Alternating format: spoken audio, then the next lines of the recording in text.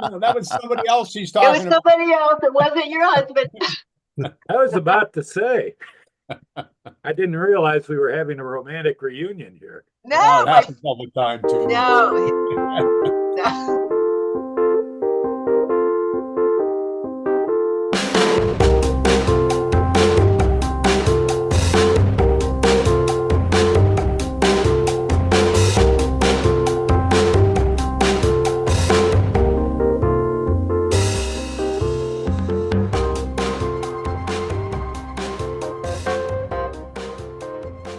Okay, Todd, you think we're ready to roll? I think we're ready. Okay. Well, welcome everybody. This is the Veterans Breakfast Club for Thursday night. We're pleased to have you. Tonight, it's my turn this Thursday night for Greatest Generation Live, all things World War II. And we have a couple of very, very special guests tonight. And we're going to be talking about the end of the war in Europe. So thank you all for joining us. If you're new to the Veterans Breakfast Club, thank you for coming on and listening to us. We're all about telling veteran stories that inspire, connect, heal, educate. And we'd love having you on more often if this is your first time in. Thursday nights, most Thursday nights, I host this program, Greatest Generation Live, all about World War II. And tonight we have two very special guests. And let me ask them to wave their hands. I'm going to start with David Hogan. David? Oh, David? Yep. Thank you for coming on. I've gotten to know David over the last month or so, mostly because I bugged him with emails until he answered them. Works every time. Well, maybe not every time. It works most of the time. Mhm. David is the retired Director of Histories at the U.S. Army Center of Military History. Do I have that title correct, David? Mhm. And he's also an author of several books, one of which I'm going to show you here in a little bit. But David, before we get to our World War II veteran, Russell, tell us what that is, the Director of Histories of the U.S. Army Center of Military History. What goes on there? Well, let me start with the Center of Military History. Can you hear me okay? Yep, we can. Okay. Oh, so the Center of Military History is basically the Army's clearinghouse for historical activities. We write the official history of the Army. We work with the Army staff. We develop programs for the Army. We've been getting a lot more into social media and podcasts lately, which you can see on our website. Our website seems to be perennially under construction, but if you go to it, it's history.army.mil, and it's you can get a lot of items just by using the search key if you're having trouble getting it through the drawdowns. But yeah, it's worked there for 38 years between there, and it was a great experience. And at the end of it, at least, I was supervising the preparation of the official histories. The descendants, I would say, of what came to be known among World War II historians as the Green Books, the U.S. Army in World War II. So I was not involved in the Green Books, but I was around when the last Green Book came out back in the 80s. So that's roughly my background. I grew up a Civil War historian, but lately I've been working more on World War II, and right now I'm working on General of the Army Omar Bradley, working on a biography of him. So that's a little background of me. I tend to flap my jaws a little bit, so I'll just stop there and let you guys move on. Well, thank you, David. Having someone with your encyclopedic knowledge of our history, our military history, is incredible. And I know you've overseen a lot on the Vietnam series as well. And I know Todd is watering at his mouth at some point to talk to you about Vietnam. The book I'm showing here on screen was, I think, your first book, U.S. Army Special Operations of World War II, i.e. the Rangers, the Army That was Rangers. the first thing I ever did for CMH. Yeah. And I've already roped you into another program in July. I think it's July 10th. Don't quote me on that. With another historian who's just publishing a book on the U.S. Army Rangers in World War II. So we're gonna cover the U.S. Army Rangers in World War II. One of my favorite personalities is involved in that, and that's William O. Darby, Oh, yes. who was just a fascinating man and has kind of been maybe lost a little bit to history. He was unfortunately killed right at the end of the war. Yeah. I worked on the Rangers for my dissertation, and it's kind of embarrassing to think how long ago that seems. Just just the other day, David.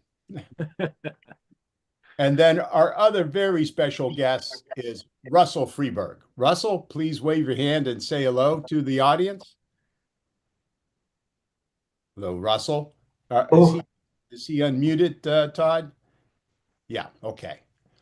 Russell, Scott Masters is on as well. And it was Scott, our great Canadian friend up in Toronto, who introduced us to you about a month ago. I think we were doing a program on the crossing of the Rhine. And the day before, Scott said, well, how'd you like to talk to somebody who was there? I said, yeah, absolutely. So now we've got you back for a second time, Russell. Thank you so much for coming on. I'm honored to be here. And this time a little bit more prepared for your appearance. And I just reading more about you this time and watching the videos that Scott's class did on you. Wow! Not only are you a World War II veteran and one of our World War II heroes, your post-war career, your professional career is astonishing. Journalist with the Chicago Tribune, became their Washington bureau chief, and then served as their managing editor for a while. So, what an incredible career you've had.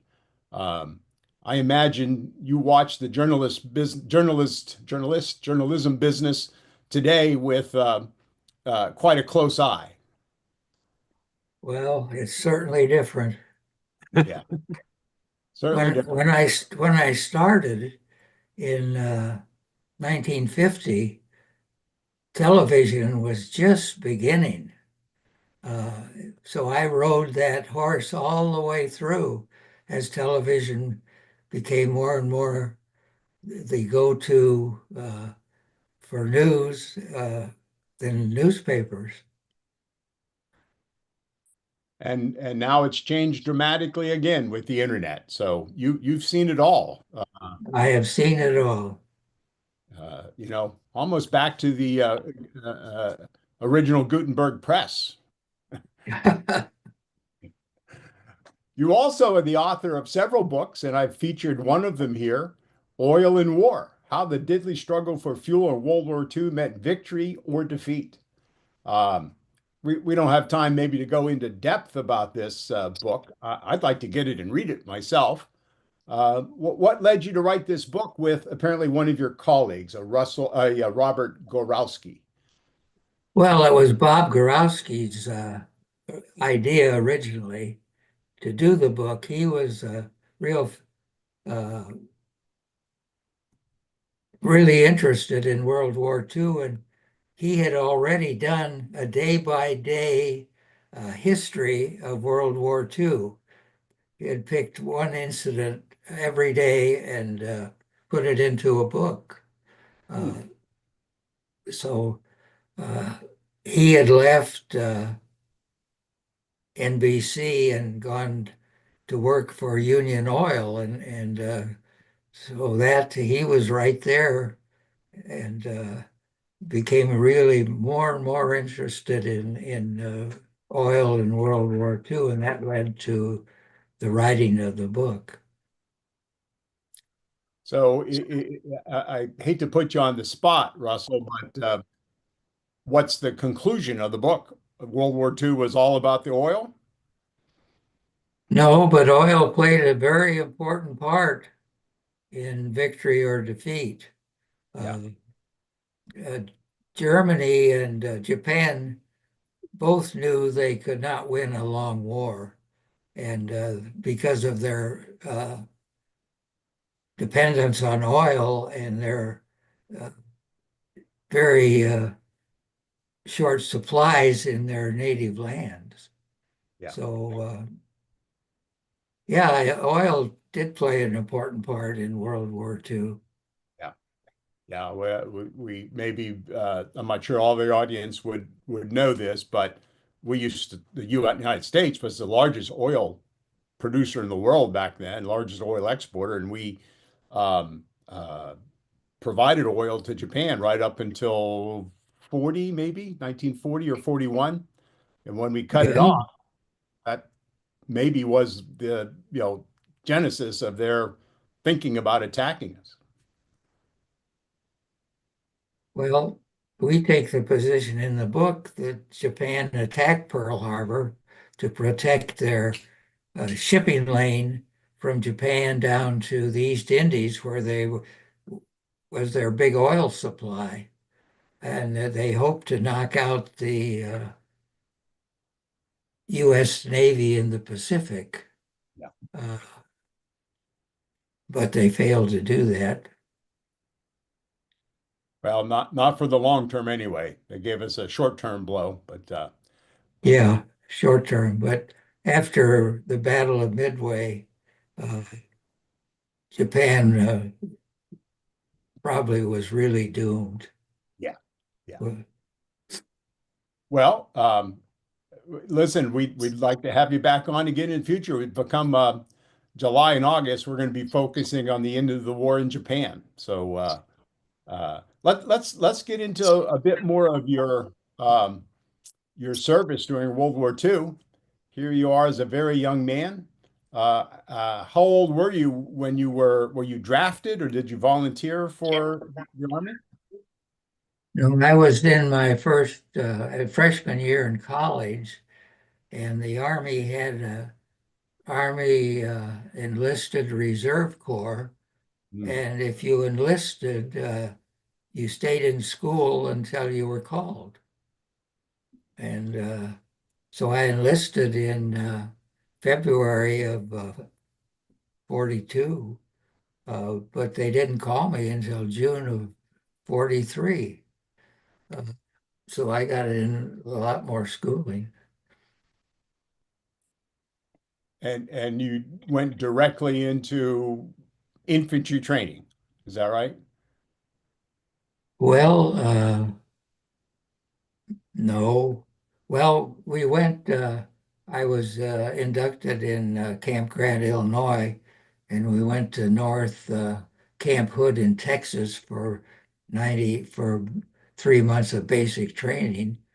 And then they sent us back to school again Oh, because they didn't have any, they had only so much room in the camps.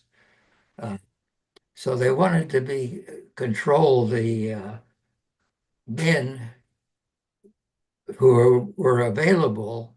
So after the basic training, they sent us back to school, and I went uh, with a big contingent to the University of Illinois, where we took an engineering courses.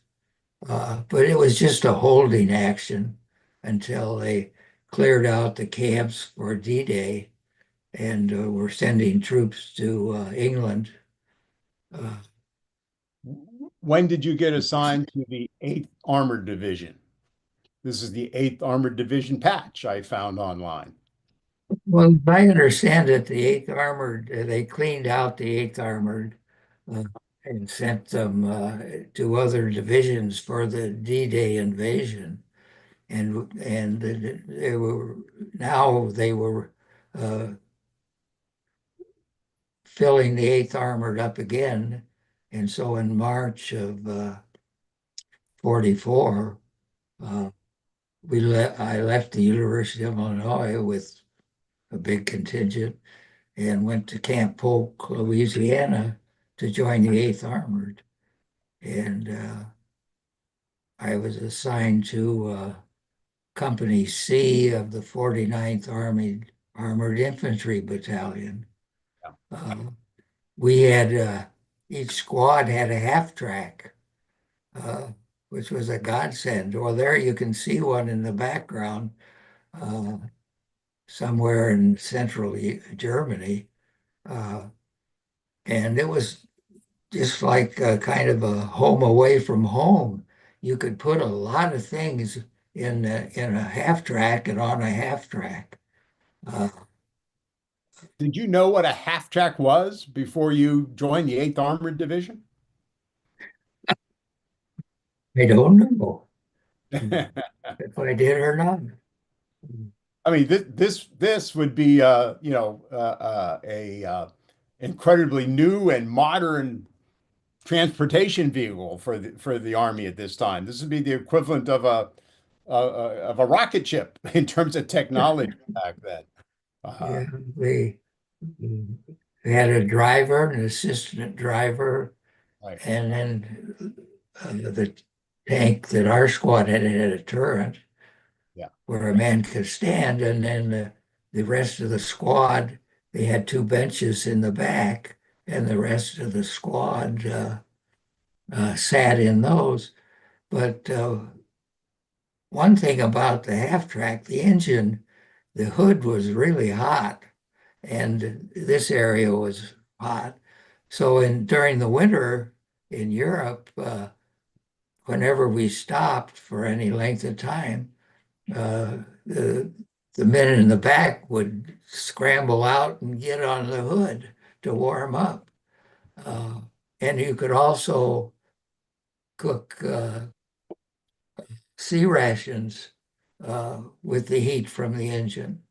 Uh, so it was a heck of a lot better than being in an pure infantry division. That's for sure. You got to ride into battle instead of walking in, basically. Yeah, right. Well, we walked some. We, during our training, advanced training, we did a lot of forced marches uh, with the idea that we would get as close as we could to a German line. And then if we had to, we would walk and walk as fast as we could uh, to get in position. Yeah. And there looks to be 10 soldiers in the back of this. So pretty crowded. I think we were the squad had either 10 or 12. Yeah. I don't remember exactly how many. And I think I remember in one of Scott Masters' videos he did of you, you were off and on the 50 caliber machine gun that we see here. Yeah, I rode in a turret all the time. Um, so it was during the winter, it was warm. So I had that. Um, but I was curious. I wanted to see things. Uh, in addition to manning a 50 caliber machine gun we had there, which we didn't really use very much, I must say. No. So you weren't firing at the enemy from this 50 caliber mount up here all very much. No, no. Yeah. Yeah, this is a reproduction of or a redone these were called M3 half tracks, M3 armored half tracks. And I got curious about it, so I did a lot of reading in the last few days, and many variants came out. You can see this one has this mount like this, versus the first one we showed you doesn't have that. It looks like kind of more open, more naked, if you will. Um, this one is from one of the earliest. This is actually a training photo at Fort Knox, and you can see it has a 30 caliber air-cooled machine gun on it. And you Yeah, can also see the guys are wearing the old doughboy hats from World War One. let's go way back. Yeah, The water cooled machine gun was heavy. yeah, Um, yeah. and they don't have it up in the turret, they have it in the back. We put gasoline cans along here, five-gallon jerry cans that we carried.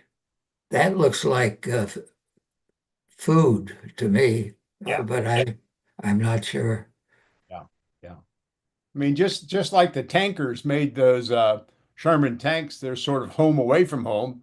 You turned this into mobile. This is the first recreational vehicle, only not so recreational, I suppose.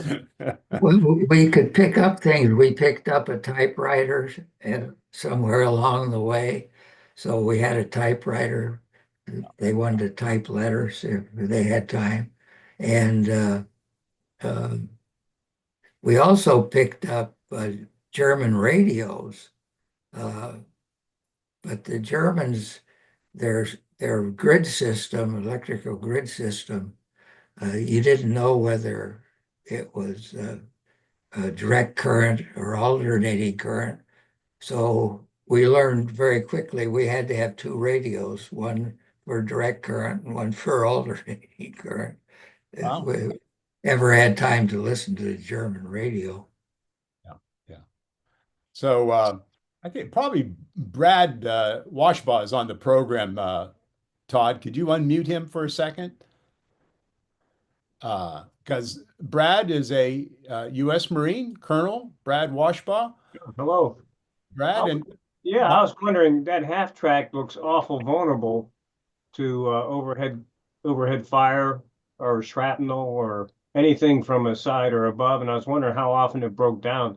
Those tracks were notorious for slipping or losing a track in various terrain. Any thoughts on that? Well, I never knew of any problems with half tracks, like you're mentioning, like a tread breaking. Uh, but that's just me. It could have happened. You didn't know what was going on except in the little area that you were fighting in. You had no idea of the big picture. You had no idea of what was happening on your flanks. Uh, a half track on a flank might have engine trouble or a track break. But as I say, uh, all I ever knew was just what we were doing as a unit. Uh, and Brad, the other point I wanted to make and ask you is a question is, in effect, this is the great great grandfather of the Bradley fighting vehicle, uh, and some of the other armored personnel carriers that we had in Nam in the 60s. Um, were you still in the Marines when the Bradley fighting vehicle came out, Brad? Oops, I get him unmuted. Okay. Yes, well, the Marines use the AAV, amphibious assault vehicle. The Bradley's used by the Army. They're good vehicles, but they all have vulnerabilities, and the key is the infantry team with it for protection. And I'm sure Russell went through a lot of drills with his unit on dismounting and immediate actions in contact with the enemy. So it takes a well coordinated team. The probably the driver and the A driver had mechanical responsibilities also in checking the vehicle and maintaining it. But it beats walking if you don't go too fast into trouble. When you do run into trouble, I assume they had drills and things they did immediately to counter whatever threat they had.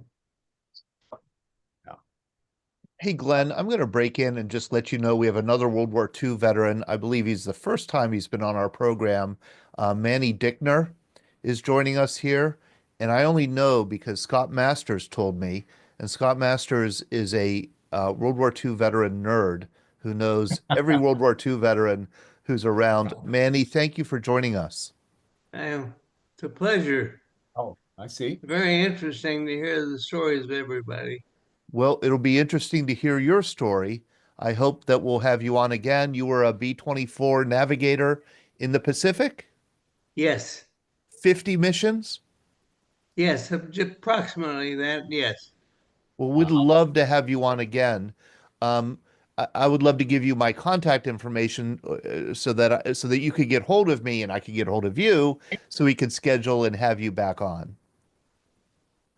Yes, I can give you my name. Of course, you have. I can type it. Okay. He will text it. My son will text it to you. Excellent. Excellent. I'll put it in the chat. I'll put my email here in the chat for you, and you can let me know, or your son could send me your information. Thank you, Manny, for joining us. Manny, It it's was my pleasure. unexpected pleasure for us, and for sure we'd like to have you back when we can tell your story in the near future. Thank you. So, Russell, I'm going to jump to you. We know from when we talked about with you a month or so ago, you crossed the Rhine as part of the 8th Division, 9th Army, Simpson's 9th Army. And after that, you get involved in several of the closing battles of World War II. And that's really kind of where we're going with this conversation, and where David's going to start leading us through some of the material we've included. And let me jump to the right page here. So you cross the Rhine here, south of the Ruhr pocket, and you become part of this force that is encircling the Ruhr pocket.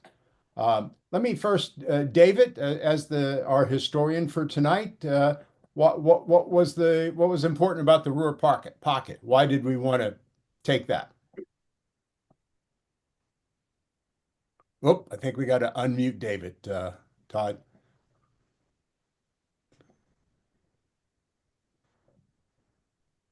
Okay, there we go. Yeah, but stay close to the mute button in case I start talking too much. Okay, the Ruhr, of course, was the great industrial center of Germany.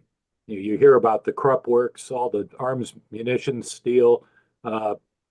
This was the Ruhr, and the Ruhr was a prime target. It was the immediate target for the Allied armies when they landed on D-Day. Well, immediate being relative, but that was the target they were aiming for in Germany once they broke out of the bridgehead. And this they anticipated there'd be a lot of fighting there, and Field Marshal Montgomery with the 21st Army Group was heading to was crossing the Rhine and by Basel, you see up there on the north side of the pocket. And Montgomery commanded the 1st Canadian Army, the 2nd British Army, and the 9th U.S. Army, which included our veteran, Russell.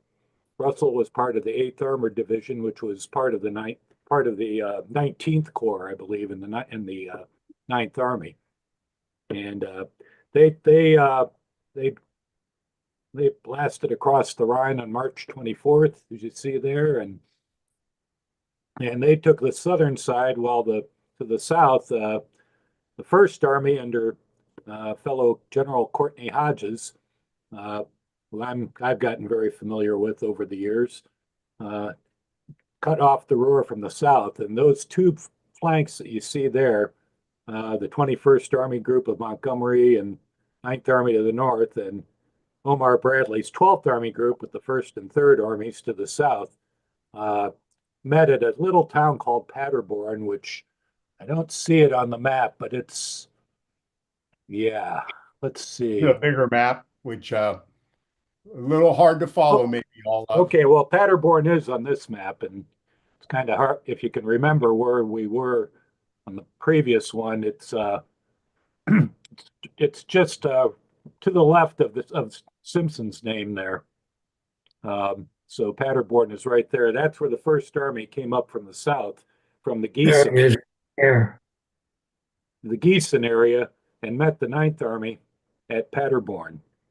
I believe, if I'm reading our maps correctly, that the 8th Armored Division was on the southern flank of the northern penetration, so they would have been closest to the Ruhr as they advanced to the east across that area. And intelligence reports thought there were only 125,000 or so Germans in the Ruhr pocket. Turned out there were a hell of a lot more than that. There were final prisoner of war counts were upwards of 250,000 or maybe more. So the first job was to cut off the Ruhr pocket, as you can see, in early April of 45. That was done on April 1st, and then a mop-up operation with 8th Armored coming down along with the other divisions from the north, and 3rd Corps and 18th Airborne Corps from 1st Army were attacking from the south. Well, let's bring Russell back in for a moment. Russell, what do you remember of March and early April of 1945? As you talked about earlier, you're only seeing what you see in front of you. The half track or the tank in front of you and back of you.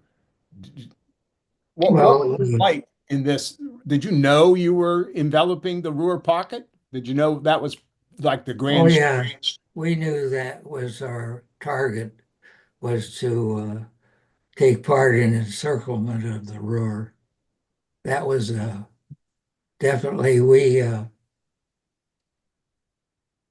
back in Venlo, Holland, where we pulled back after we reached the Rhine.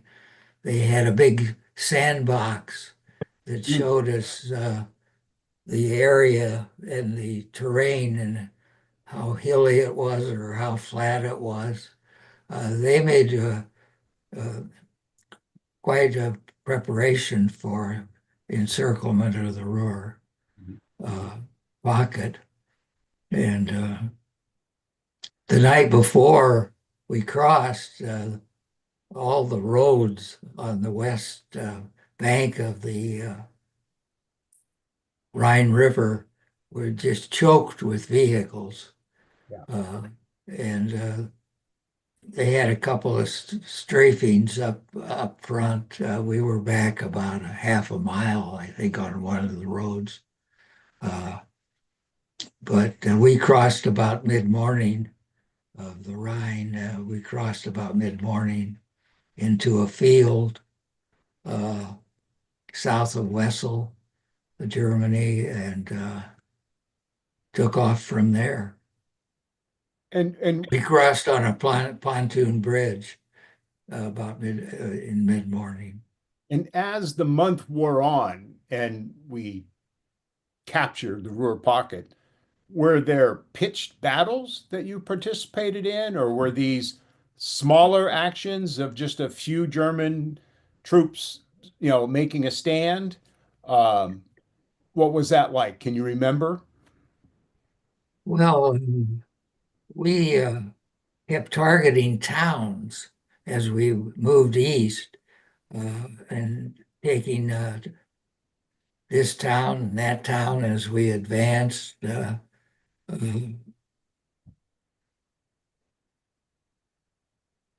How much So- opposition did you run into in the individual towns? Well, sometimes very little and sometimes a lot. A lot of artillery, German artillery,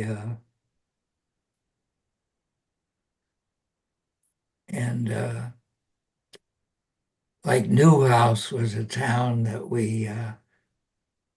the Germans defended rather strongly. But we at Newhouse, we left the 49th battalion. I mean, we left the 49th Armored Infantry Battalion. We were attached to the 36th Tank Battalion, and a task force was formed called Task Force Van Houten, who was the lieutenant colonel of the 36th Tank Battalion. And we went east as an organized task force. But we still had individual towns that we were assigned to take as we moved east and then south. These armored divisions, and David, please comment on this more deeply, were organized at this time that they could split off into task force, into combat teams, into all sorts of pieces with the appropriate equipment, personnel for that particular job. And it Yeah. really David, is it too much to say that these armored divisions, of which we had many, became our version of the Blitzkrieg? Well, that was that was kind of the idea. Our development of armored doctrine was somewhat abortive and depended a bit on the background of the commander, who was, like Patton was more adventuresome. He had a little bit more imagination for how to use armored divisions, but before the war, there had been this dispute over whether the primary role of a tank was to support infantry or whether it was just a converted horse that you just used to exploit. And but the armored divisions consisted of primarily of two combat commands, which were regiment brigade size or so, and a smaller combat command, which they called Combat Command R for reserve. Yeah. And those, and as you indicated, Glenn, they're task forces. Their composition depends on the particular assignment you send to them. The Army like to turn these units, they really like the task force concept.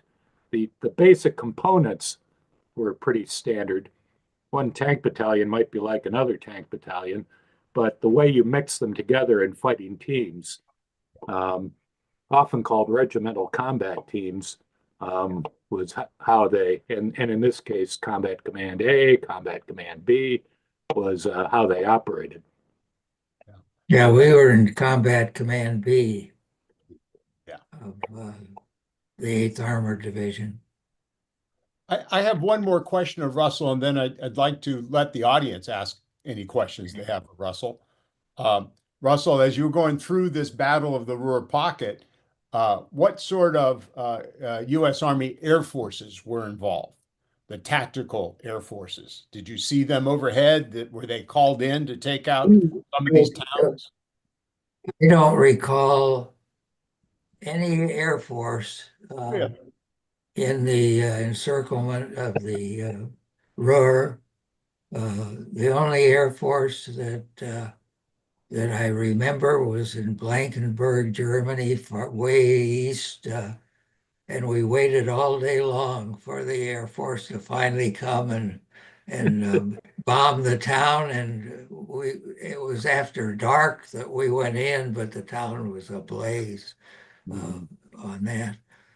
But one incident in encirclement of the Ruhr, one morning we were buttoned up and starting off, and all of a sudden I was in the turret, but we were buttoned up, and all of a sudden there was a whoosh, and I looked up and there was an airplane that was flying as fast as I'd ever seen anything move.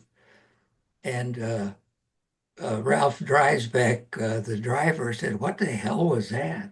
See, he couldn't see, but I could, being in the turret. And I said, "I think we have just seen our first jet airplane."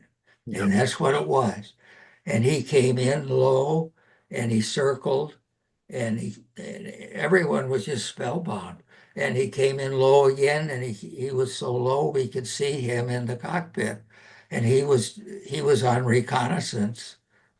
He made no attempt to fire on us in any way. So that was the first jet I saw, and I don't think I rode in a jet passenger plane for another 5 or 6 years or 10 years more. Probably really in the late 50s or 60s when jet passenger planes became. Yeah. Anyway, yeah. Wow. So you must have been among the first Allied soldiers to see a Messerschmitt 262. That's interesting. I talked to Adolf Galland, who was a German ace after the war, and he said with the jet planes, they had problems with the mixing the alloy and getting an engine that could withstand long term.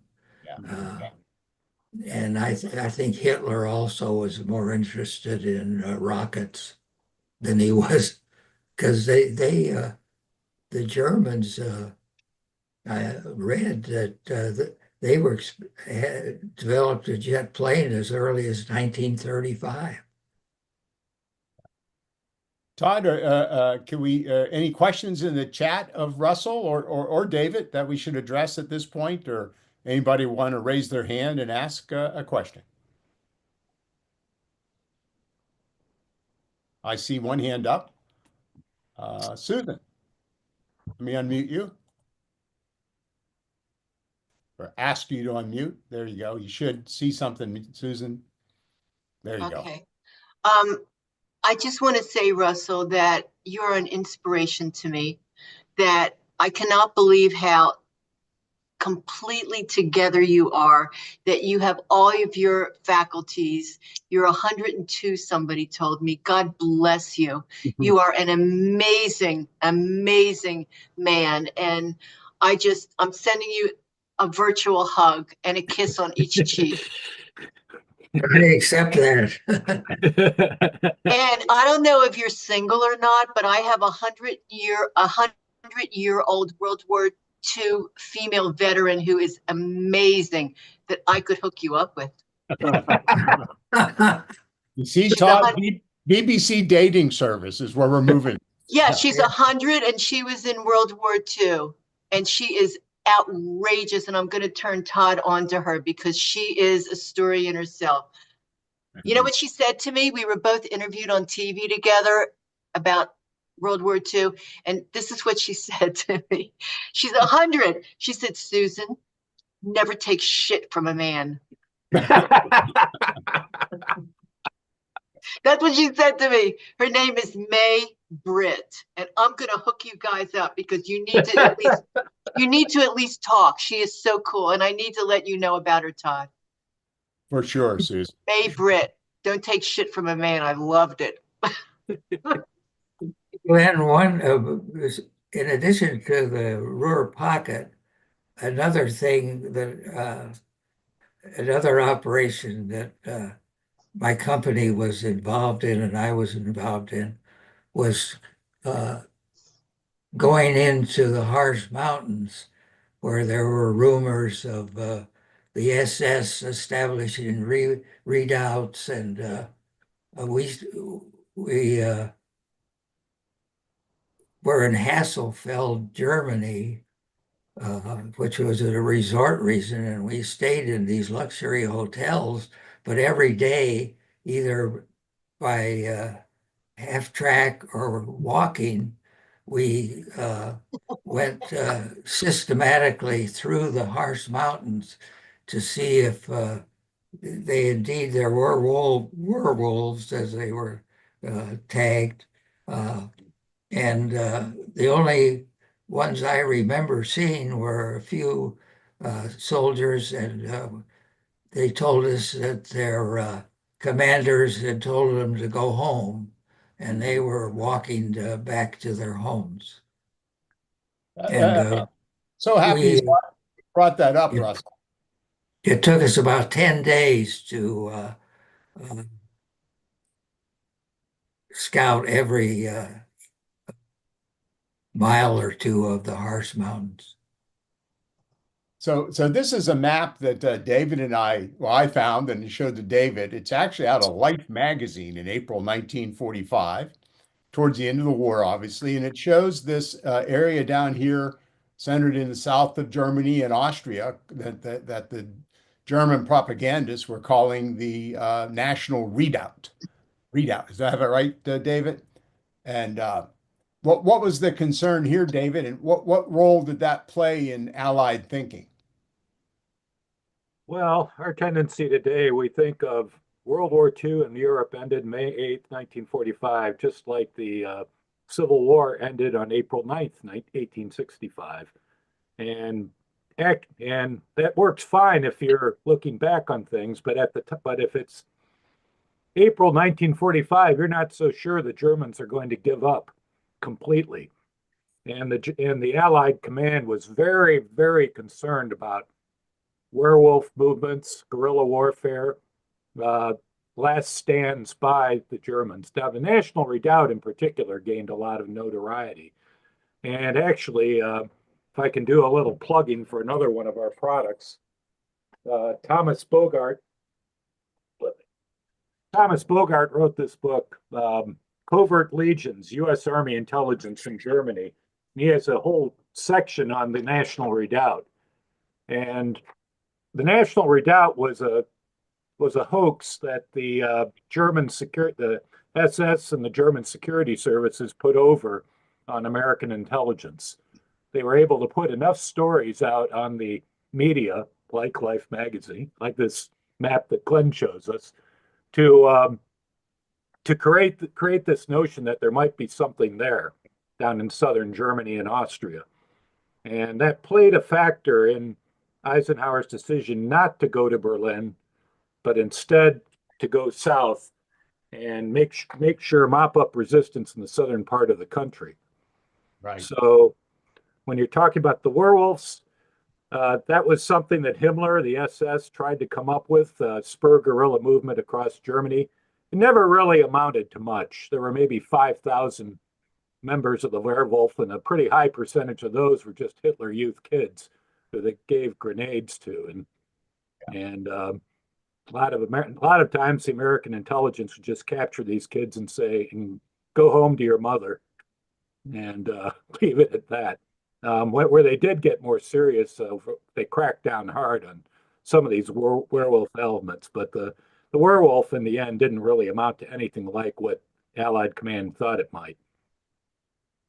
And you mentioned, us not taking Berlin and allowing the Soviets to take Berlin. This is just a map of that. Yeah.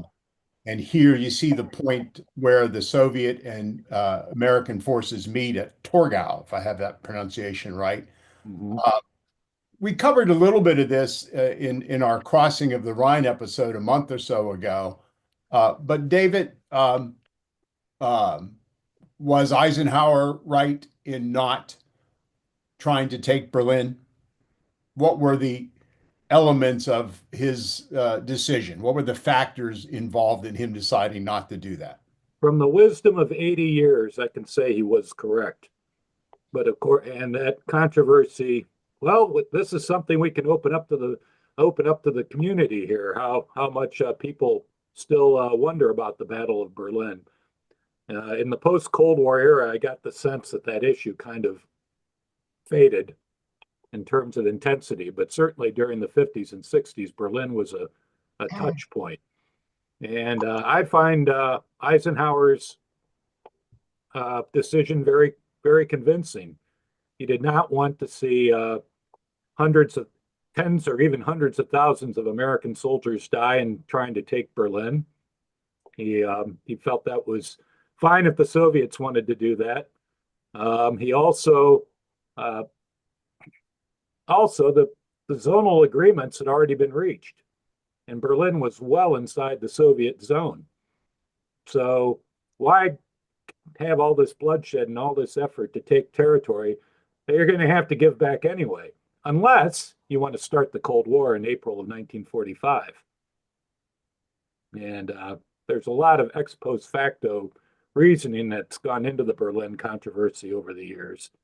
But yeah, I find Eisenhower's and Bradley's arguments to be pretty convincing, and it was disputed, as people can tell you, with Prime Minister Churchill and yes, in terms of, I see from the discussion signal, General Gavin did not agree, but General Gavin was also writing in the 50s and 60s when we had all that ex post facto knowledge.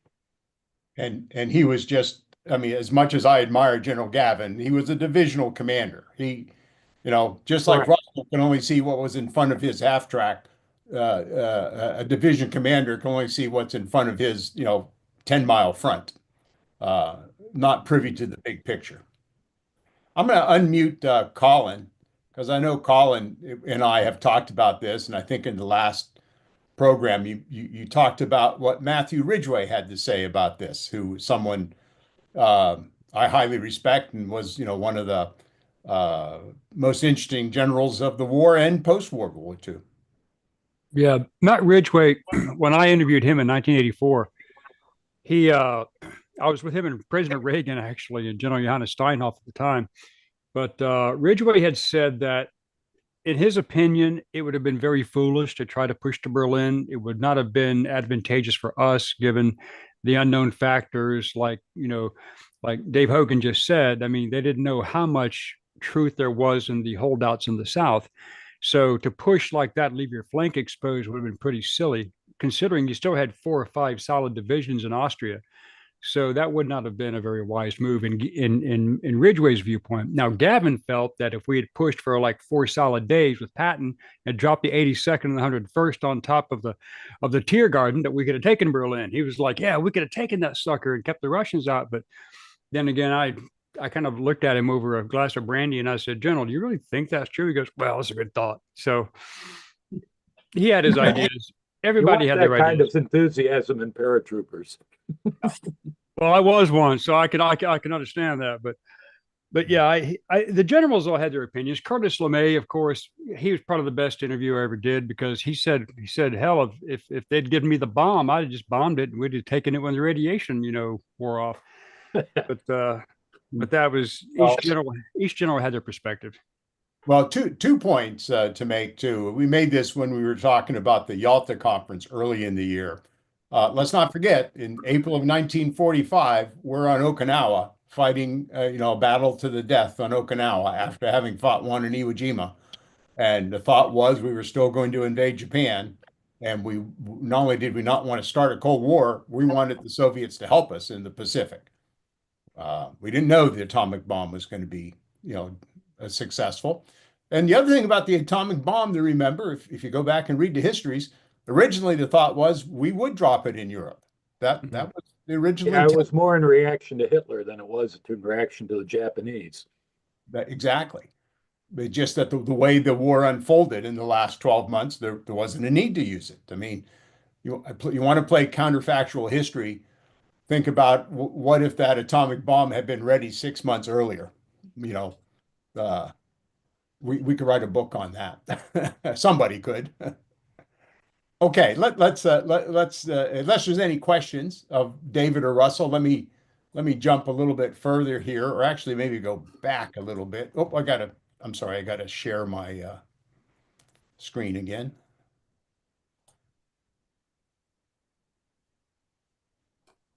Okay, we seeing Eisenhower on the screen? Yes. Got This him. is Eisenhower and Troy Milliton, one of the Corps commanders, one of the more well-known and well-respected Corps commanders under First Army, I believe, David, right? He bounced back and forth. He was with First Army. He was with Third Army. That's part of why they made these units task forces, where they could interchange divisions as it went along. But yeah, he was under First Army initially for the Battle of the Bulge, and then he was, when the Germans penetrated, he came under Third Army, Patton. But this is them coming into a concentration camp in, I believe it's late April of 45. And what we wanted to talk a little bit now, we're going to talk about this more with Scott Masters in a couple of weeks, is as the American and Allied forces and the Russian forces from the East begin closing in, we start uncovering these horrific death camps, concentration camps, etc. And I'd maybe take a shot at asking Russell. Russell, do you have any memory of hearing about this, or did you run across any of this in your experience towards the end of the war? Well, it's hard to tell whether I am intermingling what I remember and TV programs that I watched in later years. One of the units in the 8th Armored did come across a concentration camp. In addition to the huge camps, they had satellite camps and they did free a satellite camp, Yeah. concentration camp. That was from Nordhausen, I believe, wasn't it? Well, Nordhausen itself was in the First Army Zone. Uh, we did run across or run into a POW camp that was had about 1,000 Allied soldiers in, uh, mostly British, but there were a few Americans, and they were in pretty bad shape. Uh, Germans had not taken very good care of them. They were undernourished, and a lot of them needed medical attention.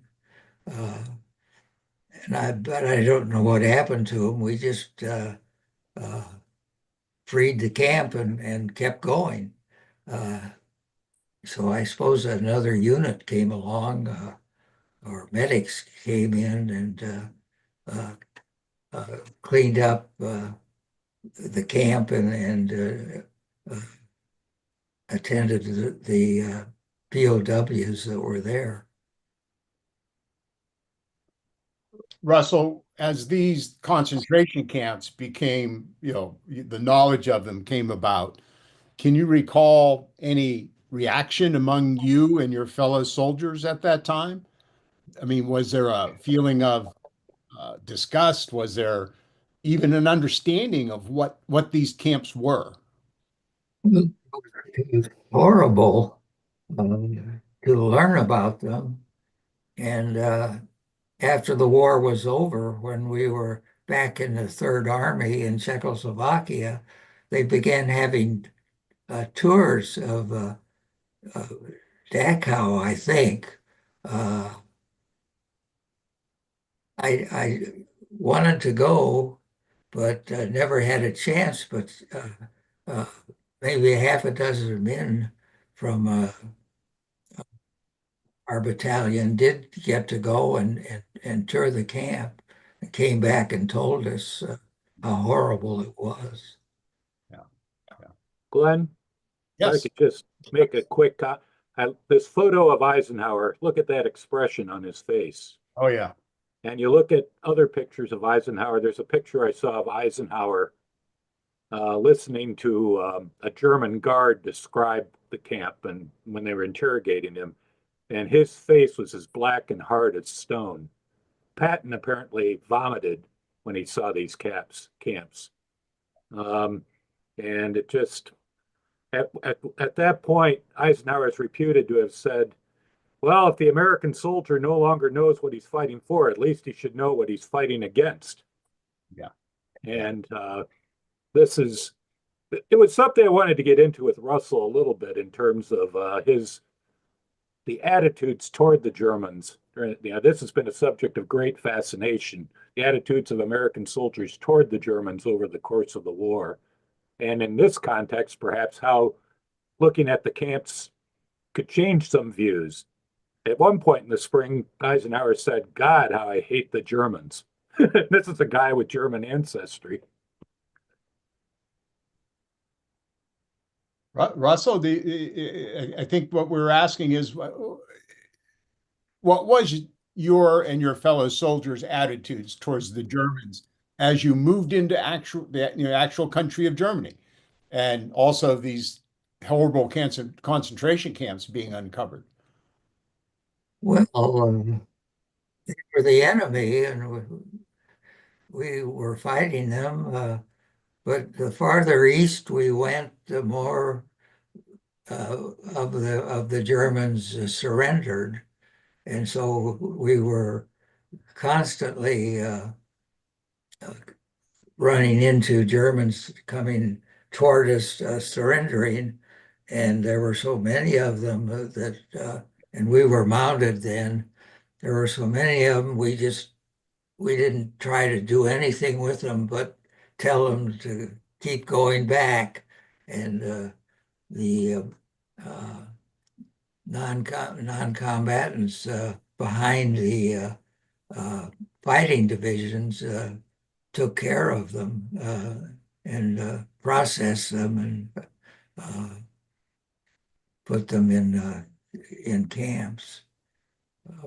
It's one of the more famous pictures, or there's many pictures like this where you see the American, motorized vehicles Yeah, and so forth going down the Autobahn in one direction and German soldiers surrendering going in the other direction. yeah, All scenes like this, Russell? that's an interesting photo. Did you see Yeah, scenes like this? no, I never saw anything like that on the Autobahn, although the only time we traveled on the Autobahn was when we left the Ninth Army and rejoined the Third Army. We took the Autobahn wherever we could. Of course, that's the story is that that's where Eisenhower got the idea for our interstates Yeah. Was from the Autobahn. Yeah. I don't know if that's true or not. It certainly is legend. That's for sure. How true it is, I'm not sure either. Yeah. No. Todd, it's right up about 8 o'clock. Do we need to take a station break, Todd? Yeah, we could just let people know this is the Veterans Breakfast Club, and we are a nonprofit here headquartered in Pittsburgh. Actually, it's headquartered in my attic here in the suburbs of Pittsburgh. And we hold programs every Monday night at 7 p.m. and every Thursday night at 7 p.m., where we have veterans share stories with the public. We also do in-person programs, and we have them all the time, just about every week. And mostly in Western Pennsylvania, but also some in Eastern Pennsylvania and in Youngstown. We publish a quarterly magazine, VBC Magazine, that we send out to almost 11,000 households and distribute several thousand more. If you would like to receive a copy, it's free of charge. They're filled with great stories. Just let me know. If you don't get one at home, it's because we don't have your address. You could email me at Todd, T-O-D-D, at veteransbreakfastclub.org. That's Todd, T-O-D-D, at veteransbreakfastclub.org, and we'll be happy to send you the magazine. And finally, we're very grateful to our sponsor of this program, UPMC for Life. They have Medicare solutions created by veterans for veterans, and they sponsored so many of our in-person events. They help us get our magazine published, and they sponsor these evening live streams as well. So we want to pay tribute to UPMC for Life for supporting the work that we do, which is create these communities of listening through veterans and their stories. All right, back to you, Glenn. Okay, great. Let me, well, again, if there's any questions from the audience of Russell or Dave, please chime in, put up your hand or something in the chat. Let me invite Scott Masters in. Scott, if I'm not putting you on the spot here, let's unmute you. Scott is the person who told us about Russell and has interviewed Russell extensively, him and his team of students. First, want to thank you so much, Scott, for introducing us to Russell. But so far in the story of Russell's end of war experience, is there anything you would want to ask Russell or bring up that we haven't touched upon from your knowledge? Yeah, there's one story I remember Russell telling, and Russell, it's really great to see you again. I'm so glad that you've been able to come to this program. But there's a story he told me that just stuck with me about a fellow soldier by the name of Bob Williams. And Russell, I think people here would love to hear you tell that story. Well, it,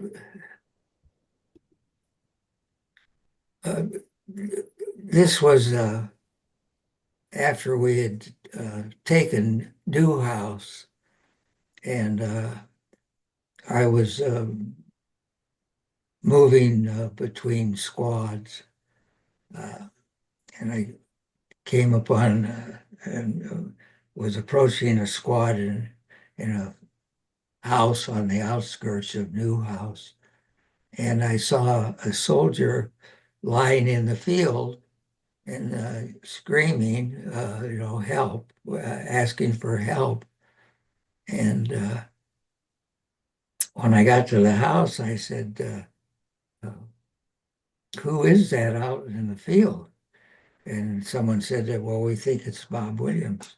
I said, well, why hadn't someone gone out and brought him in? And I I don't know just how to tell this. I apologize to Susan, but I asked the medic, there was a medic in the group, and I asked the medic to go out, and he said, I won't go. And I said, what do you mean you won't go? He said, I won't go. And he was afraid that the Germans were still stationed along the line of woods across the field where Bob was down. So I took the medic's helmet, which had the big red crosses on them, and ran out into the field and flopped down beside Bob Williams. And I said, what's wrong with you? And he said, he said, I have no feeling in my legs. He said, I think I'm paralyzed from the waist down. And I said, well, you're too heavy for me to carry, uh, since you'd be a dead weight. So I said, I'll drag you back to the house. And I did that. And the Germans, and going out, I made the calculations that the Germans had withdrawn from the woods and were gone. Uh, and I was correct on, at least they never fired on us. And I got him back to the house, and we got an ambulance up, and that's the last I ever saw of him. But I heard after the war was over, when we were back with the Third Army in Czechoslovakia, that he had died in an army hospital in Nebraska, which was his home state, and he had gotten as far as that before he died. Wow. And was that the action for which you won the Bronze Star? No, Received the Bronze no, Star? No. Well, no. seems to me I would have at least what was the action with the Bronze Star, Russell? Well, we came across an ACAC unit and bypassed it by half a mile or so, and holed up in a house for the night. And that was the day that FDR died. And the messenger came down and told us that FDR died, but that's incidental to. So about dusk, I said we ought to go out and get those fellows in the ACAC gun. So after it got dark, they were on kind of a little knoll, and I walked most of the way and then crawled up to them and stood up and asked them to surrender, which they readily did. And so they had a horse and wagon. People don't realize that the Germans had over 2 million horses that they were using to move their artillery and their supplies and so on. So they had a horse and wagon. They asked if they could bring that in, and I told them, yeah, it was all right to come in the horse and wagon, which they did. And once they crossed our lines, I never saw them again. Someone else handled them as prisoners. And this is you. And that's I got the Bronze Star for that. But I agree with you.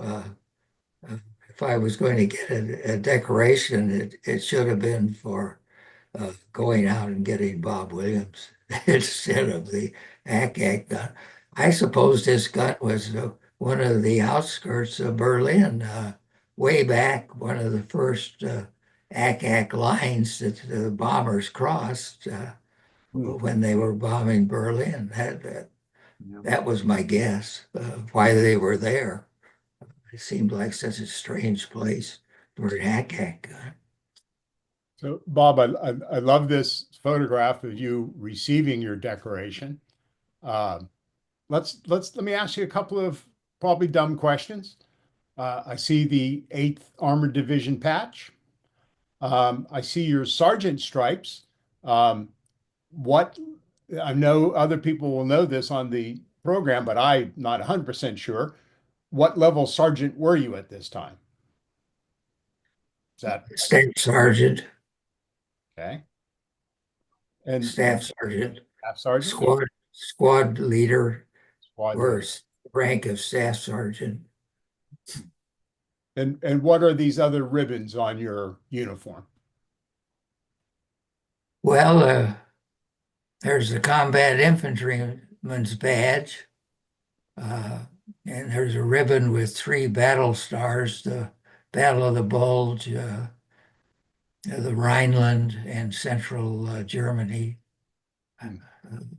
3 battle stars. I don't know what the others are. Probably good conduct medal. Well, I don't know how I ever got that, if that's what it is. scoffing at the good conduct medal or award. Maybe there's some stories there, but we won't go into that. If you have time, I'd like to tell you a little story.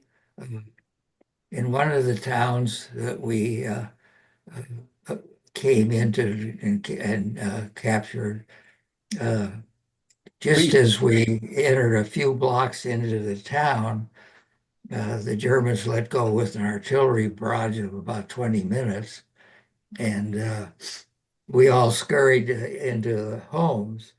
And after the artillery bombardment stopped, I sat down at a desk in the home and was fooling around with papers around the desk. And all of a sudden, there was a postcard, and it said, "Greetings from Camp Ellis, Illinois." And Camp Ellis, Illinois was about 20 miles from my hometown of Galesburg, Illinois. So I was in his home in Germany, and he was 20 miles from my home in Illinois. And he apparently had been taken captive in Africa, and was a member of the Africa Corps that had been sent over to the United States as a POW. Well, it's something David and I were talking about. Freeburg is a German ancestry. Is that correct? Scandinavian. Scandinavian. Oh, I'm 100% Swede. Okay. And a little Finland. Well, what it didn't lead into what I was talking about with David, but 30% or more of the U.S. population was of German ancestry in the early 1940s, and there's many stories Yeah. like that, cousins fighting cousins. Some of them having met each other in each other's countries before the war. My grandfather met his cousin in a trench fighting each other. Interesting. Let us jump to a couple of events here that in the war, if you don't mind me going back to the PowerPoint, and excuse me for jumping around, but this has been just one of those shows where we've had to jump lots of different pictures here.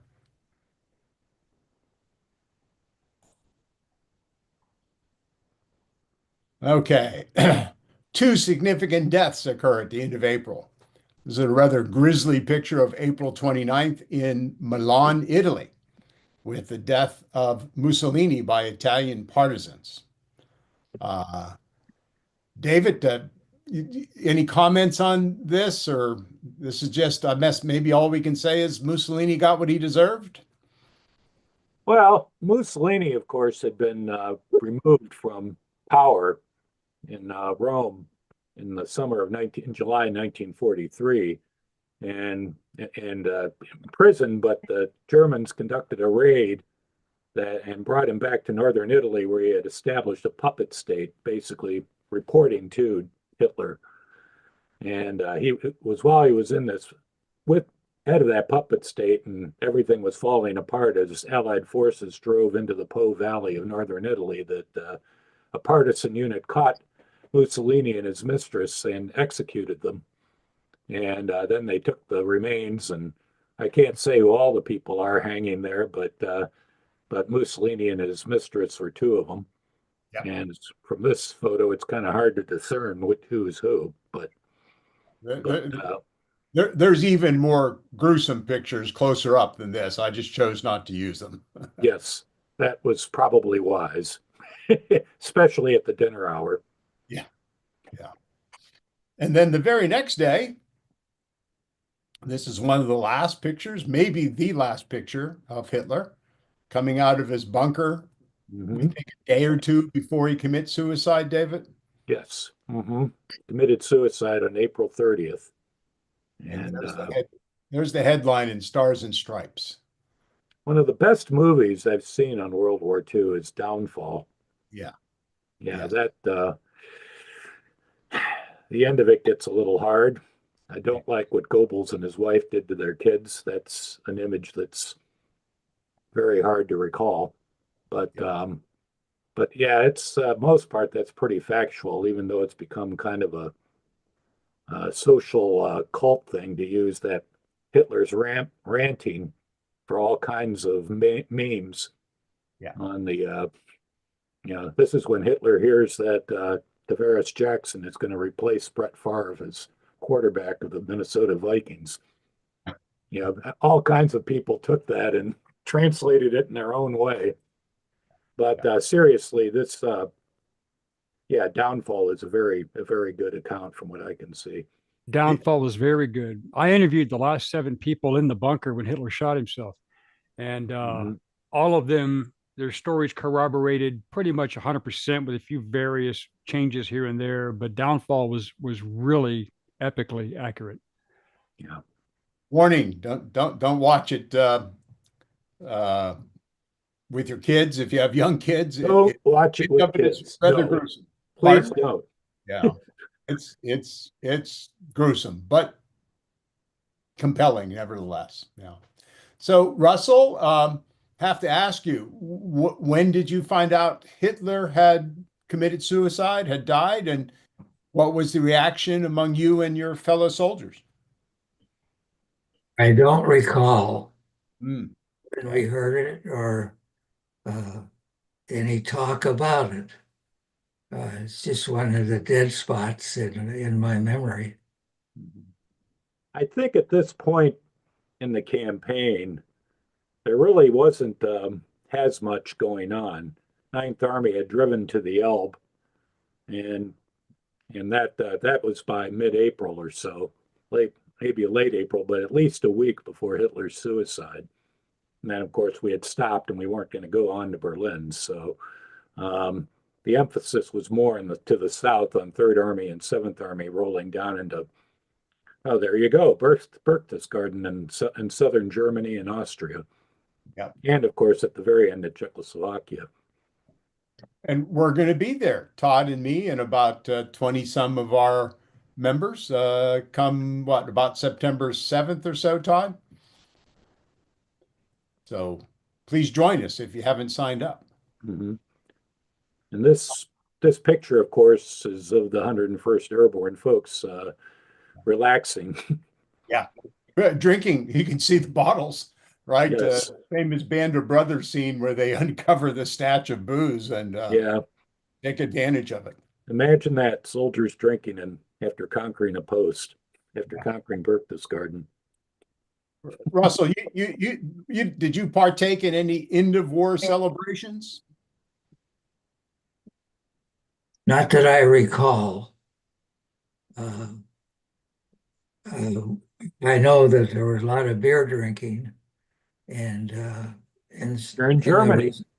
And in the resort hotels that we billeted in while we were uh, cleaning out the harsh mountains, uh, there was whiskey and I think they found some champagne. Uh, Along the way, I do remember uh, finding catches of liquor and beer and so on, uh, and had a few drinks along the way. Yeah. You certainly deserve them, Russell, no doubt. And then the surrenders began. Monty. This is who we seeing in this picture, David?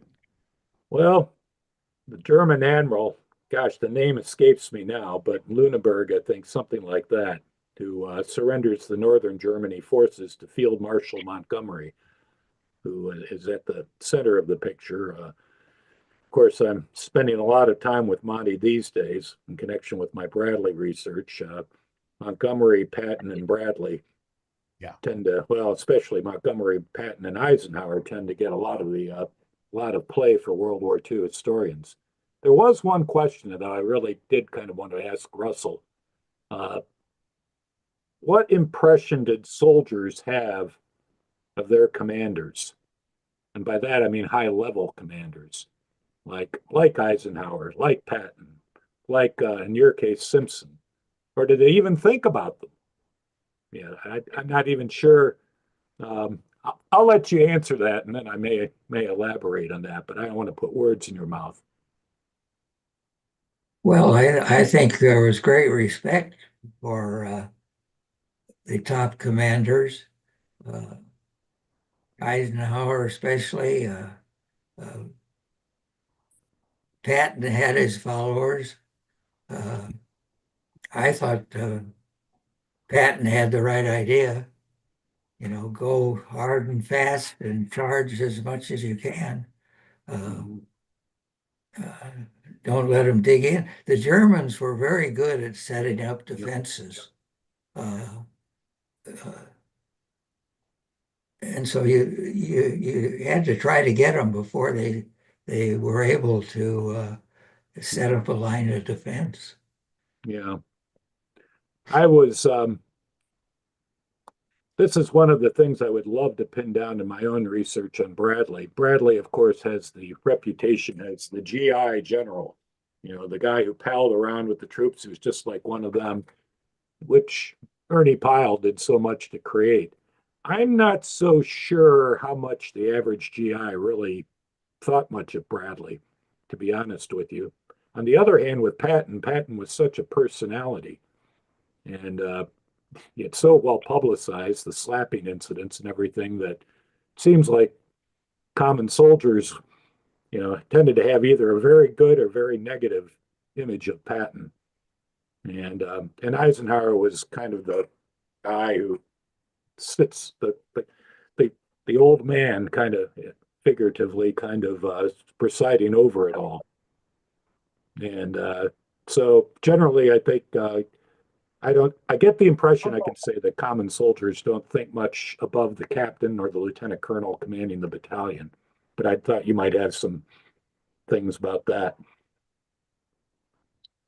I was at Gettysburg one day after Eisenhower left the presidency, and he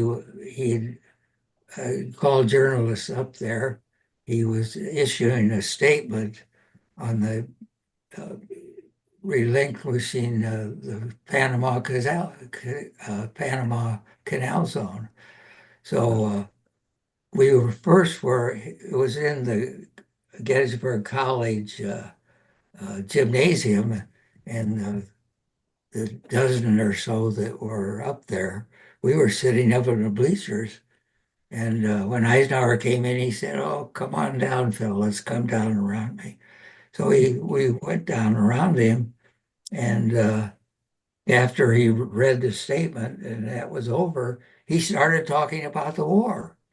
Yep. And I said, General, I was one of your boys. And he said, "What outfit were you in?" I explained to him. And uh, he said, "Oh, that was General Devine." Yeah. Uh, that. So we knew what levels we were on. He was talking And how about much did you General. know about General Devine? Yeah. I had a And view of him. he was thinking about generals and I was thinking about GIs. Different perspectives, different perspectives. Yeah. Yeah. So just one last photo and one last question of Russell with some comment from David. The end of the war, the VE Day is actually May the 7th with the signing of the surrender at Reims. I think the surrender scene with Montgomery was May 2nd, if I recall correctly. The northern Germans in the north surrendered earlier than the ones. Anyway, but yeah, you're right. Two signings. Well, Yeah. that was because the Soviets didn't accept not being there for the 7th. Right. Well, there's even a signing on the 8th, actually, with this is on the 7th, and this is the meeting Eisenhower famously was not in. He told Beatles, I think it was a Beatles Smith. Yeah. He told you take care of this. I don't want to see those SOBs. Sure was even stronger. Um, and the war in Europe is over. And I've got one question of Russell and then one question of David. Russell, was there a great sense of relief? You're alive. You and your buddies have made it through. Yeah, I was, no, but we thought we would probably be redeployed eventually to the Pacific. Yeah. Although we wouldn't have been in an armored division. Armored divisions had no uh, uh, what do I want to say? They were not suited for the Pacific with all the island hopping and so on and so forth. But the point system was announced where you got so many points for this and so many points for that. Uh, and the higher number of points you had, the sooner you went home. And then Eisenhower had us vote on whether we wanted to double bunk on the ships going home, where what we would trade off every 8 hours, and I would have a bunk for 8 hours, and then another soldier would have that bunk for 8 hours, and everyone voted to double bunk going home. Yep. How long until you got home, Russell? I was discharged in late January, I think, of 40, no, what, 45? I think in January of 46. Yeah. Would that make sense? Yes. Yeah. Yes. It has, Yes. yeah. So much Yeah, depended I on your points. went through Camp Grant. Oh, yeah. I went in at Camp Grant and I went out at Camp Grant. That was one of Bradley's first assignments as an officer. Right after World War I, he was at Camp Grant, just outside Rockford. I was kind of depressed on the train going to Chicago because the land was so flat. And our last place in Europe was in the Alps Mountains near Salzburg. So, but I was glad to get home. Us Pittsburghers feel the same way once we get out that way. It's like, where's the hills? I see a hand raise. Is it a Justin Miller? Yeah, I'll unmute you, Justin. I'm sitting here watching the comments, and this is an anecdote, maybe for Russell. You said you talked about the half tracks. I've been in a couple, but in the 60s, when I was a helicopter pilot in Vietnam, my crew chief's father was with Third Army, and he was a tank guy, and he would tell George stories about heating their sea rations or whatever on the engine cowling. He came up with a set of tongs to hold. We were still eating sea rations from 1941. But he said of tongs to hold the cans in our helicopter exhaust to heat it up while we were waiting for a passenger or whatever at lunchtime. And he did a really good job of that until one of the new guys did not put a hole at the top of the can, and the beanie weenies blew up. He told his father about it. He says, well, it's amazing. We had a brand new gunner on the tank, and he did exactly the same thing. He forgot to put a hole in the damn can, and it blew up all over the county. But if soldiers do what soldiers need to do to get things done, that's all my thing is. But it was a funny thing, and thank you, sir. From a half-track guy to a full-track guy, because I actually drove tanks in my AIT years. Have a great day, and thank you, guys. So thank you, Justin. Thank you for told the story. Thank you, Justin. Yeah. So we've come pretty much to the end of our time. Are there any other questions from the audience? Anything in the chat? Todd, do you think we ought to address before we thank everybody?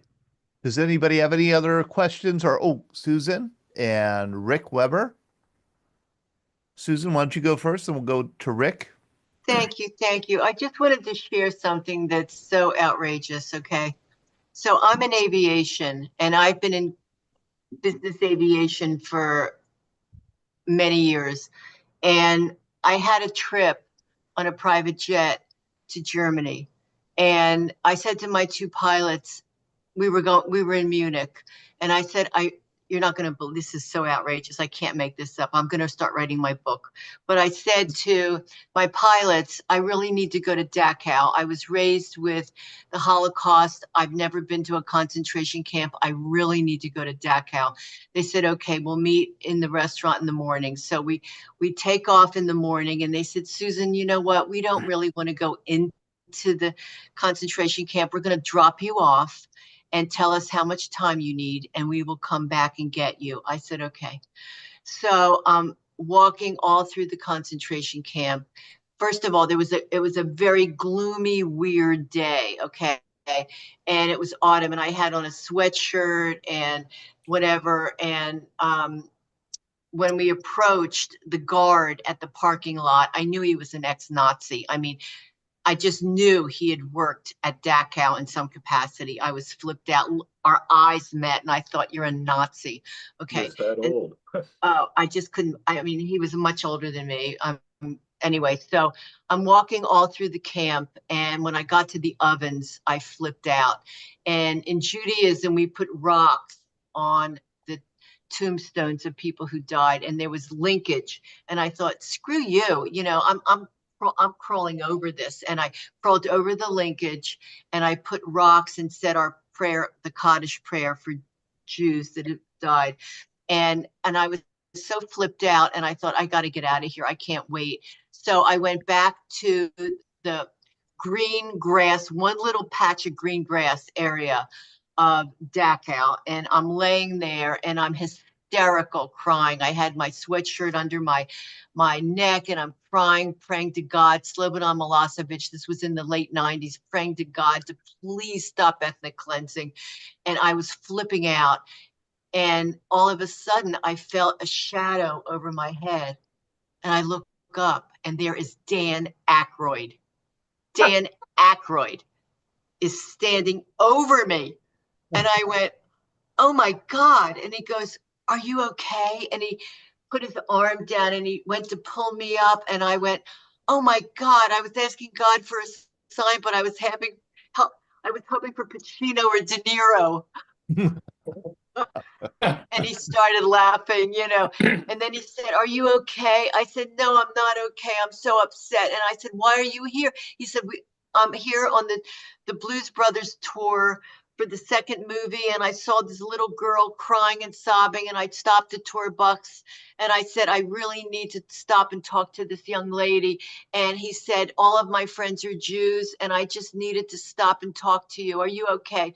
And he was hugging me. And then my pilots show up in the car and they go, who is Susan hugging? And he had on the whole Blues Brothers thing. And they said only Susan would get picked up at a concentration camp. Well, But it was outrageous. There was Dan Aykroyd. And when we left, I put my hand on the window of the car and he put his hand on mine. And he said he wanted his kids to know about World War II and the concentration camps because all of his friends were Jews. And it kind of diffused the whole insanity of being in a concentration camp. And I just wanted to share that. I wanted to make one comment about Eisenhower. When he went to these camps like Ohrdruf, and he made sure he took plenty of photographers, newsmen. Yeah. He knew that the scenes there were so unbelievable that there would be denials in the future.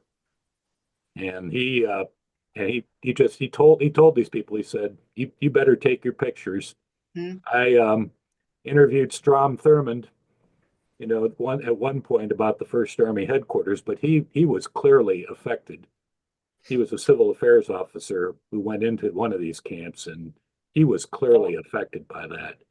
And for people who just cannot believe the Holocaust, it's just, there's got to be just a suspension of belief there that it's hard to, they must be the greatest conspiracy theorists in the world if they can believe that they can get Eisenhower, Strom Thurmond, all these pictures, all these things, and call them fake. I just stumbled. I heard a Holocaust survivor at a commemoration of VE Day in 1995. He had become a psychiatrist, and somebody asked him, "What would you say to somebody who was a Holocaust denier?" He said, "I would suggest they get professional help." Yeah. We need to wrap up here, but I think we have a couple of people who would like to say something. Todd, we have, I think, Rick Weber. Yes, this question is for three gentlemen. One of them is David, the other one is Colin, and the other one is Scott. And I consider those really the authorities on World War II. No offense, my good-looking friend. I just finished, surprisingly, I can't read. I just finished a book called The Generals. And I'm sure these other gentlemen have read it and they understand it. In World War II, there were many, many, many generals relieved of command. My question is, Rick's book, right?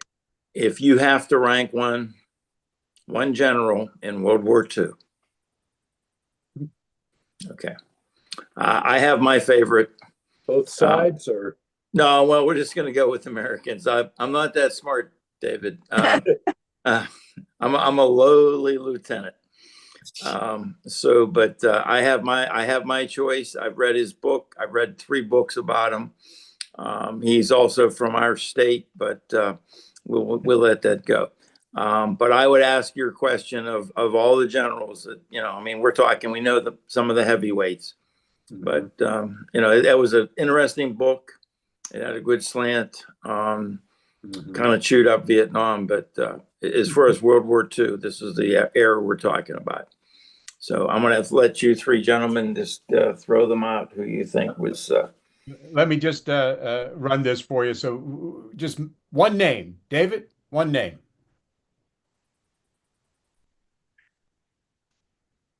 Gosh, that's the kind of question where you're going to find me backing and filling all over the place. I understand. So select the theater. That makes it easier. Well, no, I'm saying the general. This is the general who made it all happen, and kept it going. Well, I'll tell you my choice besides Patton would be Vinegar Joe Stillwell. Yeah, he'd be up there. I like that. I like that one.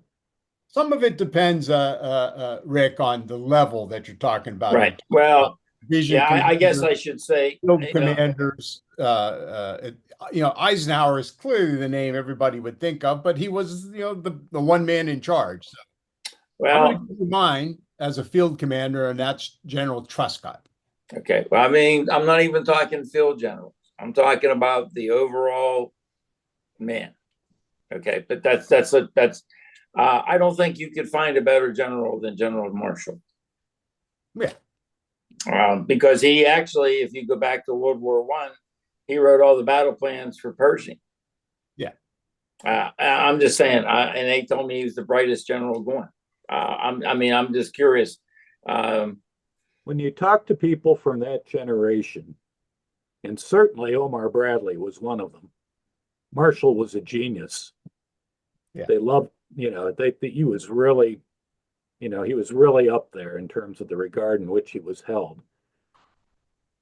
And the historical profession, we're always picking at people. So, yeah, well, there's certain things, yes, I'm not so crazy about with Marshall. And at the time, people got on top of him for Pearl Harbor, among other things. But, he had to live with that for the rest of his life. But he certainly, one thing I can say, and it's kind of bland, but we did win the war. So, so these guys must have all done something right. I mean, I can sit here, I can say certain things about Patton, I can say certain things about Bradley. Patton always gets a lot of admiration. There's a lot of things I could say about Patton. We're already running over time. Yeah. Would Russell or Scott like to venture a name? And then we're going to finish with Mary because we are way late. Russell, any general that you would like to comment on? No, not really. Okay. I admire Patton as a combat general, but I agree. Marshall was probably the big thinker for the generals. They all had their place. But whoever set in place the organization of the World War II and how they moved the soldiers around in training and that, whoever was responsible for that, my hat's off to him because they did a beautiful job of moving would-be soldiers around and into camps and out and overseas, and it was Churchill called Marshall the organization. great organizer. Yeah, whoever did Organizer it. of victory. Scott, would you like to mention a general? And Canadians can be included, Scott. Oops, it's unmute. Sorry. I did mention a name in the chat there. I got to say, I'm not an expert on generals like the rest of you guys are. Interviewing, men in the field is much more my thing, but I threw the name Guy Simmons on there just to have a little bit of Canadian content. Guy Simmons is a good call. Good call. And let's finish with Mary. Let's finish with Mary before Montgomery liked him. We'll go to the least favorite general, another program. Okay. I was just going to comment on a couple of the things that folks were saying about the concentration camps and denying the Holocaust. As many of you know, I'm a tour guide, and I remember one time having a school from Washington State, and I was surprised the school of 8th graders wasn't going to the Holocaust Museum, not even doing Daniel's story, which I don't need a ticket for. And I said something to the history teacher. She goes, "Oh, we don't believe that happened." I was like, "What?" And this was a public school. But one of the things that I always think about with Eisenhower saying, take pictures because one day people will say this didn't happen. When the Holocaust Museum first opened in DC, pictures were not allowed. And part of that reasoning was because they thought people would focus on, the horrible photos and the nudity and all those kind of things. And I think because of the rise of denial and anti-Semitism, they now allow photos in the Holocaust Museum. Maybe since COVID. So it's kind of a new thing. And then the last thing I just wanted to touch on, some of you know, I went to Iran in 2017, I guess. And one of the things that I asked one of our tour guides, I took him aside and, when nobody was around, I said, look, how come you guys don't believe in the Holocaust? And he kind of looked around, making sure nobody's listening. He goes, the older generation denies it. He said, we know the younger, and he was probably 30. And he said, we know it happened. And he said, it's not in our textbooks, but we know it happened because of movies. And for the tour guides like him, he gets to travel to other countries where the regular Iranians don't. And he said, we know it's happened. He said, my biggest problem with the Holocaust is that I can't believe it happened. And I said, I know what you mean. I know 9/11 happened, and my brain still can't believe it happened. And he said, absolutely. He goes, how that many people died and nobody did anything until it was too late. He said that to him, that is just mind boggling. But he said, no, the new generation, because of movies, because of underground things and Facebook, they're learning that it really did happen. And so we just have to wait for that older generation that doesn't believe in all that stuff to kind of go away. But we see the rise again coming, and it's really sad, very sad. Well, thank you, Mary, and thank all of you.